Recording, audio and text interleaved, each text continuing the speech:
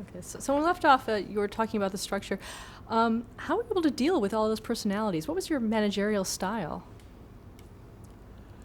Well, we'd have staff meetings periodically, and a lot of telephone contact, excuse me, directly with the individuals. It was an open style. It encouraged open discussion and decision making. The toughest time of year, obviously, is when you're making your program schedule. But during the year, you're relying on the executives you have on the line in order to develop the right types of programs, the right types of movies, the right types of novels. It's a constant continuation because you're dealing with rights acquisitions on the sports side, you're dealing with talent negotiations or talent resistance, not living up to their contracts. You're dealing with financial reporting to the chairman and to the board, that type of thing. One thing I left out before, which I think is critical, and I was talking about executives and people and the dimension and the depth and the structure, where you have a bunch of executives like Lou Ehrlich and Stu Bloomberg, Ann Daniels, Barbara Corday, Christy Welker. There was an amalgam of executives that flowed through the entertainment area that eventually contributed to either the development or the production of, or eventually grew into positions of greater responsibility. In one area in particular, the guy had a great eye for attracting talent. It was Roone Arledge. He had in his sports department Don Omar, who went on to run NBC Entertainment as well as his own production operation. Dick Ebersol was his assistant, who today is responsible for all of the Olympics on NBC. John Martin and Jim Spence, who worked directly under Roone, and John and Omar each went to Nabisco to work for Ross Johnson, who later acquired from us 20% of ESPN, which is something I'll go into later. He also had Bob Iger, was hired the week that I became president of ABC Television as an executive in ABC Sports. That goes back to 1974. And today Bob Iger has become the president of and CEO of Disney. So he had a great eye for hiring people. Same thing in the news area. When he eventually got responsibility for news. Did you have anything to do with that? Absolutely. I was the only one who had to do with that. I appointed him as head of ABC News at a point in time when I had the muscle, and it was not necessarily a well-received decision by either people in the news department or executives above me in the corporation. They were concerned about Roone's fiscal responsibility, and I had no concern about that at all, or his editorial ability. But we'll talk about it in a little while, I guess. No, actually, what were his contributions to ABC News? Roone? He brought the same elements of visual excitement within the context of editorial responsibility to news that he brought to sports. He engendered a spirit, a collegial spirit of competitiveness and visual portrayal of things that affect people's lives.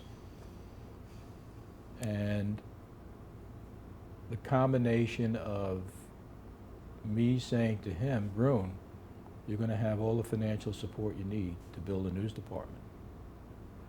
And in turn, he executing that.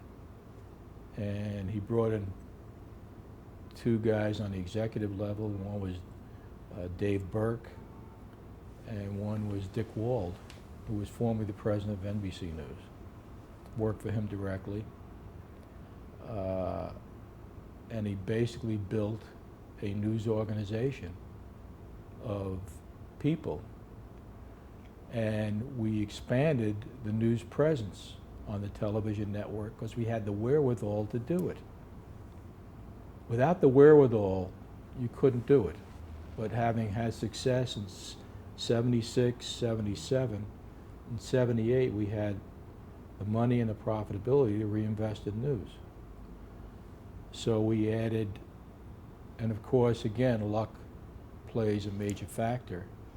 You had the hostage crisis in Iran, which gave us the ability to develop and create and clear with the stations ABC Nightline with Ted Koppel. Now, it started out as a hostage. Rune's idea was to go on the air, and he was very shrewd. When he went on the air, he said, we'll stay on the air until the hostage crisis was solved. Little did I know it was going to be a year, nor did Jimmy Carter know at that time. And what happened, it started with Frank Reynolds, who was doing double duty. He was doing early evening news and Nightline. And finally, you know, he couldn't take the physical debilitation, and he was getting, little did we know, he was getting sick at the time. And Koppel replaced him, and it started out as a 20-minute show, if you recall, because we had primetime repeats of action shows following it at midnight, 12 to 1. And we ran this from, well, it was actually 11:40 to 1, 11:50 to 1. And Nightline ran from 11:30 to 11:50. Then it became so successful, we made Nightline a half hour and moved everything back. But what happened was, Rune, I had been responsible for attracting Barbara Walters from NBC. I was playing tennis with Lou Weiss, the William Morris agency. I knew Barbara was unhappy. I said, what would it take to get Barbara to leave the Today Show? Came back and said, it'd take $1 million a year. What do we get for that? Well, she wants to be the co-anchor of the evening news, and she'll do 4 entertainment specials a year for you, for that money. I said, we can't lose with that. So I went to Elton Rule and Bill Sheehan, because I didn't have news reporting to me at that time. And I said, we can get Barbara Walters to co-anchor the evening news with Harry Reasoner, and she'll do 4 specials a year for us. And we'll weaken the Today Show, which was important for us because we were starting morning programming at that time. It was just beginning with Good Morning America. And they said, go ahead and do it. So we made the deal. After Barbara met with myself, she had to meet with Elton Rule, and she had to meet with Leonard Goldenson and get all those assurances that we're in the news business for real. And she made the move. And when we put it together with Harry Reasoner, he was like a bucking bronco. He hated her. And it came across on the air. He didn't want to become a co-anchor. And it wasn't working. Similarly, I had directed the news department to come up with a primetime magazine show that was going to start that fall. A fellow named Bob Shanks, who was then working on Good Morning America, was given the assignment of coming up with a primetime magazine show. And so Barbara went on the air with Harry.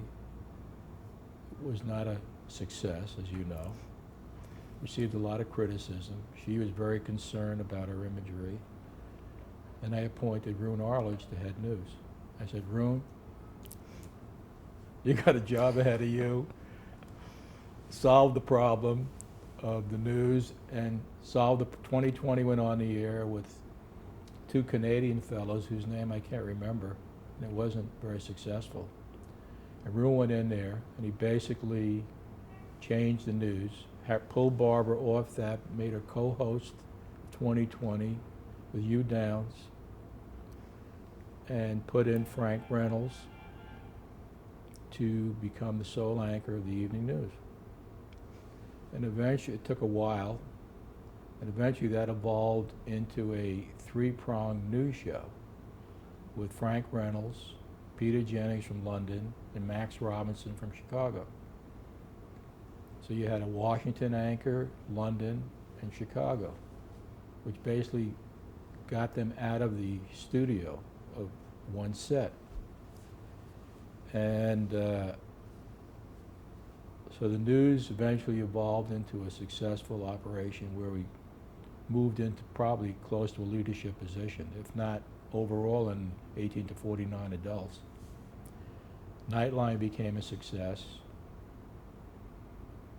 Then brought over David Brinkley, is another thing that Arledge did, from NBC, who gave up on him.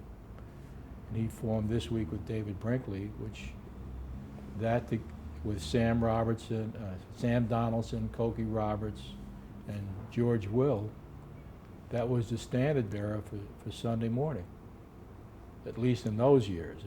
Now it's changed. So the news department was no longer a poor cousin. It was actually, if not competitive, beyond, throughout the day, with Good Morning America growing, eventually became number one. Evening news basically on a parallel with NBC and passing CBS, and Nightline being the only marquee news show at 11:30. And Brinkley on the weekends. We had a formidable news operation. And all this happened within the framework of a couple of years. So with Good Morning America, and I left out the fact that we developed 3 of our own soap operas that we owned. Started as a half hour, then they went to 45 minutes and an hour apiece. So from 1 to 4 o'clock, we had 3 ABC-owned soap operas leading their time periods with the great demographics, producing a tremendous amount of profit, the evening news coming on, prime time coming on, and overlaying all of that series success with extraordinary movies made for television that touched on a lot of social taboo subjects at the time, and overlaying on top of that 2 or 3 major novels for television every season.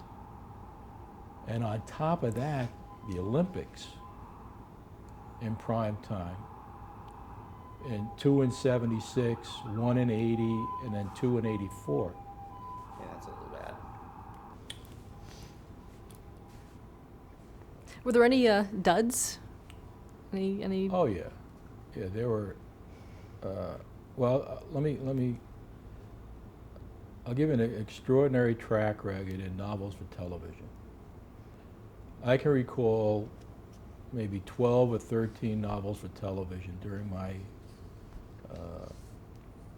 time frame of responsibility. You start. The first novel for television that ABC did was before my era of responsibility. That was QB7, which was the first one that developed by Marty Starger in the Ruhl era, where he was responsible.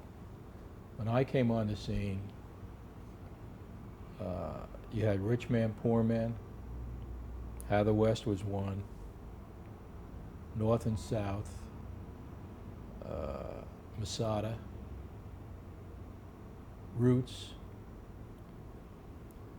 Thornbirds, Roots: The Next Generation, Winds of War, Hanta Yo, War and Remembrance, Behind Closed Doors. I think I named about 11. The only one that I remember that was a multi-parter that didn't work audience-wise was the French Atlantic Affair. So there was an incredible track record in batting average. I mean, these were not just successful shows. They were successful critically, they were successful from an image point of view, and the audiences were phenomenal. I mean, some of these shows had 50, 60 shares. It was nirvana. And I can, Wins of War, which was, we licensed that from Paramount. And Barry Diller was then over at Paramount. And Herman Wouk, who had creative control of the book, was very cautious about having his book turned into a television novel, because he was concerned about commercial interruptions. And the intrusion of certain types of commercials which were against his beliefs.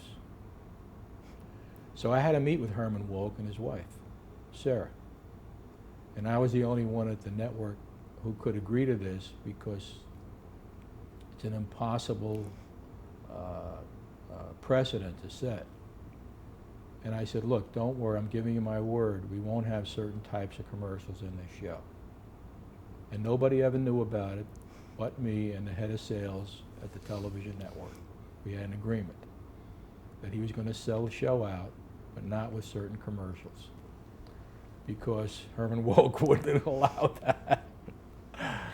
So that went on, and you saw the cover there on Time Magazine about Wins Award, ABC's Big Gamble, $40 million. Every one of those novels that I mentioned were not only successful, but all made money, significant amount of money for ABC. Now, did you have to greenlight those projects before they started? Before they started Yeah. in production? Would you? Yeah. Absolutely. And did you see them before they went on the air? Did you screen them all? I saw a lot of rough cuts, but not all of it. You know, there were samples of it. Yeah, we had anything above $250,000, you needed board approval at ABC. So I had to take all these program commitments and whatever they were to the board for approval. And how were they? How was it presenting to the board and trying to get them to approve these things? I never had a problem. I mean, they were totally supportive. Was there anything that they didn't support?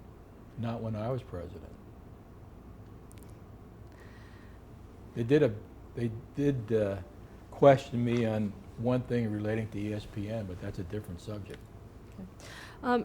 You're known for something called block programming. Talk about that. Well, it's really compatible programming. One of the reasons I got my job, frankly, is there was a Friday night schedule on ABC that fall that nobody could actually watch from one show to the other because they had no relationship to each other. All block programming is putting on compatible programs where, particularly at a time before people had remotes, that they wouldn't get up and turn the dial from one show to the other. I mean, it's natural today, obviously, if you have a half-hour comedy at 8 o'clock, to have a half-hour comedy following it at 8:30, that's compatible. And if you're lucky enough, you'll find a more adult comedy at 9 o'clock that's compatible with the 8:30 show, and the same at 9:30. But it was very, in the early days of ABC, they had Lawrence Welk on Saturday night, which was a 55-plus appeal show, and did very well for them at the cost.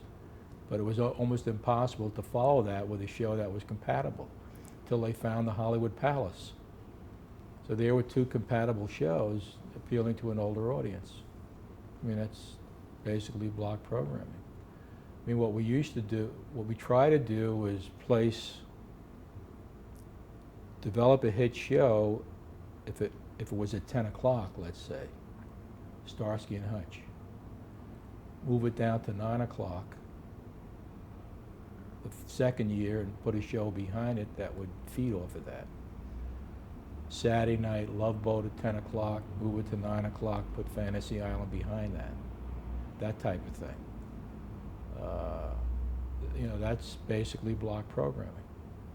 What But about but the shows have to be good and distinctive on their own rights in order to inherit most of the audience. spin-offs? Was that something that you were favorable to? Well, Fred was very big on spin-offs. He had the ability to see a character in a show and develop a show around those people. And the classic example of that was Happy Days had Penny Marshall and Cindy Williams? Cindy Williams as Laverne and Shirley, and that spun off into Laverne and Shirley. And then they had the Moore character as a guest on Happy Days for an individual show, and that was spun off into its own series called Mork and Mindy. And I distinctly remember Marcy Carsey, who, when she screened the show for me, said, "This thing is going to be an enormous hit." I said, "Who's going to know that associate Mork and Mindy with the name of a show?" She said, "Trust me." So, and it's ironic when Marcy Carsey and Tom Werner, both in the program area, left ABC. I insisted that we make an exclusive deal with them for television. Well, I was concerned about, I try to make exclusive deals with as many people as we could who were producing for us, because Fred had left and gone over to NBC. So I was trying to protect our assets. So we made an exclusive deal with Carsey Werner for several guaranteed pilots and things like that. The first one they did was the Madeline Kahn Show, which went on the air and was one of those almost. It was O Madeline? Was that the name? Oh, of it? Madeline, I think the name of it was. Didn't work, and it was canceled. Well, I'm skipping ahead, Then they did another pilot for us, which didn't work. And prior to that, I had committed to a variety show with Bill Cosby, Sunday night, 7 to 8. Sunday night, 7 to 8 had certain program restrictions. It either had to be an information show or a show appealing to young members of the family. So Cosby fit that bill. And we put on a variety show with Bill Cosby for one cycle, and it didn't work. Didn't get the audience. Roll ahead. Carsey Werner had a series that didn't work on ABC and a pilot that didn't get on the air, and their exclusivity contract came up for renewal with ABC. The guys who were on the line, Tony Thermopoulos and Lou Ehrlich at that time, didn't renew their exclusivity. Carsey Werner came into them with an idea through William Morris, the Bill Cosby Show. But it wasn't flushed out. It was an idea, and they wanted a series commitment, 13-week commitment. And the guy said, "We're not giving you a blank commitment." And I pick up the trades a few days later, and I read about the fact that NBC's made a deal with Bill Cosby, with Carsey Werner, which was not too pleasant a scene when I read it in the paper, in terms of my discussions with the guys on the line. Anyway, that one move, and not doing it, turned NBC around as a network. What was your Cosby went on the air in '84, I guess it was. Yeah. What was your relationship with standards and practices? Excellent. Al Schneider was, he was in charge of standards and practices, and we always found a way to resolve a problem, no matter how delicate the issue was. Was very helpful and constructive. I know he gave producers on the outside a tough time, but we always found a way around the problem. So we're able to do things like family incest, homosexuality, anorexia, nuclear confrontation. I remember distinctly we did a movie for television called The Day After. It was right in the middle of the U.S.-Russian nuclear negotiations for disarmament. And Nixon was in the White House at the time.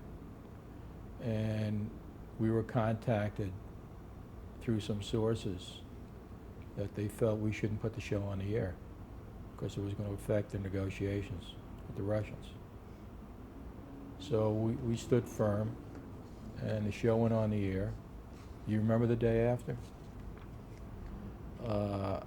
Most of the advertisers flew the coop, pulled out.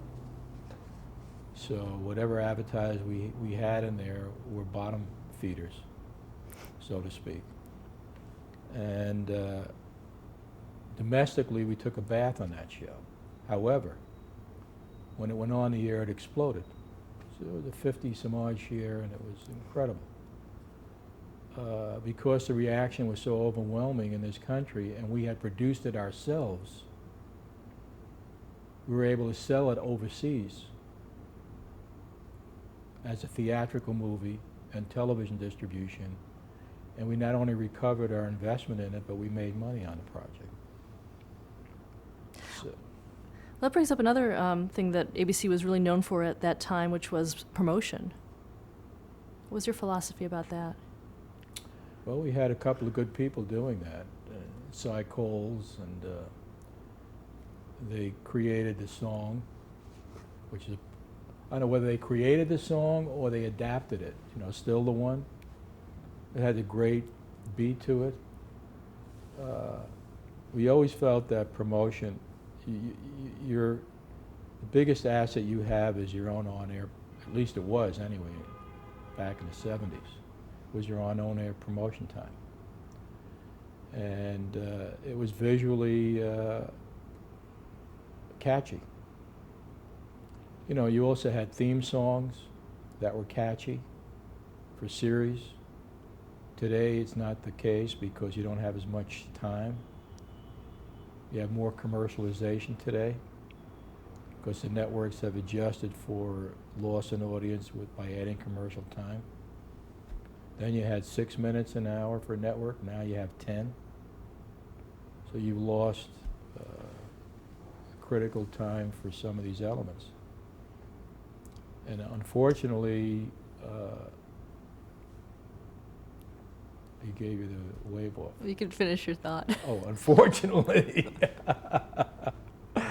We don't have enough time right now. Okay, so let's stop the tape there.